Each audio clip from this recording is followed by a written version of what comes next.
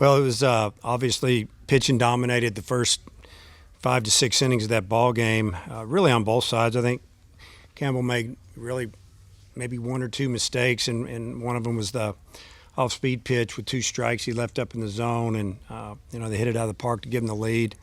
But I thought we did just a really good job of staying calm. We tried to stay calm in the dugout. We knew what we were up against. We were up against a quality pitcher that doesn't really give you a whole lot. And we talked about when we get a chance to get him, we got to get him because it might be one shot. And we got a leadoff man on, and then Franklin got the big 2-strike hit, and we were off and rolling there.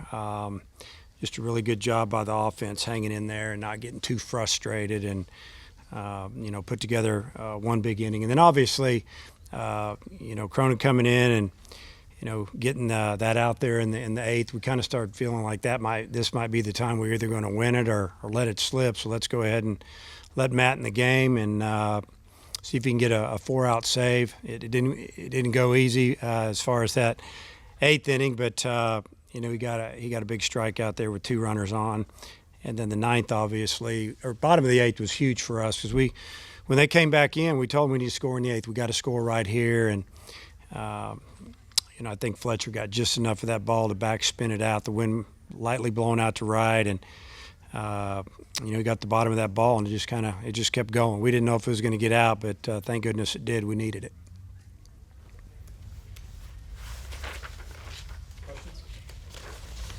Yeah, what do you think about Campbell? I think he was outstanding. I mean, at the end of 6 innings, he kind of made the comment he started feeling a little bit tired. We punched in some runs, and it's almost like he got a second wind out there, and we thought, well, we'll let him have, if we can get us through the 6th, he did. Then he said, I think I can go another one. He got us through the 7th real quick, and then he said, hey, I don't want to come out yet. Gave up a double, and then he got an out, and I think he wild pitched the guy to third, and they scored the run. It was just good to see him get another out or two just to get us that close to where we felt like we could bring Matt in. But no walks, just 10 strikeouts. I mean, what more could you want? And, limited to one of the best hitting teams, if not the best hitting team in the league, to 5 hits. That's a great outing. In a couple of weeks since you've gotten a win on Friday, or winning game 1, just how big is that for you? Well, it's always big to win the first one. It gives you an opportunity to kind of sit back and evaluate your pitching for the weekend. And our pitching we're still figuring out a little bit. We've had a few guys banged up, and we have Kostychak back now. But it's a good feeling. Obviously, you don't. Your mindset now is, hey, if we find a way to win tomorrow, we can win the series. And if you lose that game, you're telling your team, you're fighting, hey, we can still win this series. We got to win tomorrow. So, you still got to go play tomorrow, facing a really good pitcher and obviously a very offensive team. So it's we still have a lot of work to do. How big was the pickoff as far as stopping the momentum in the first inning? Yeah. I thought it was a big play, because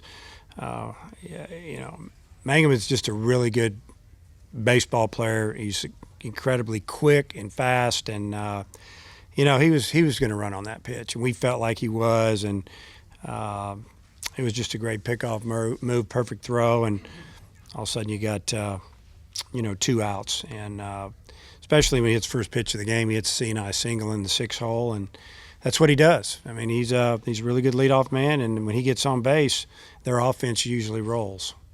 with Campbell? Was part of his improvement just being the number 1 guy this year, having to step up?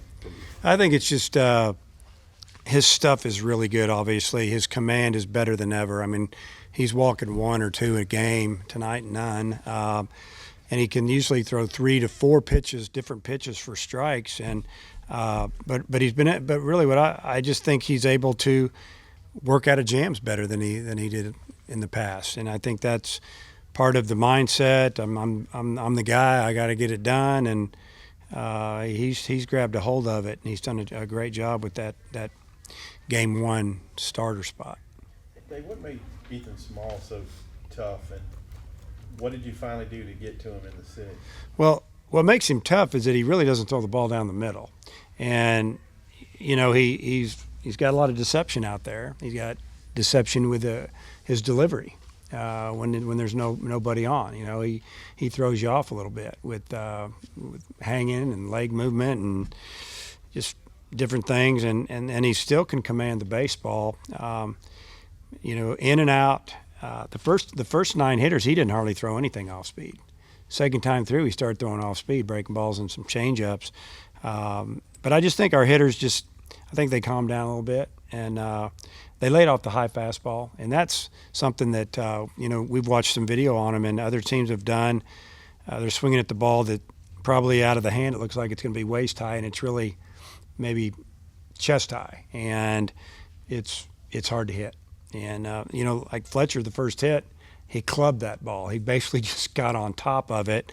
It was a bad pitch, but he found a way to get on top of it.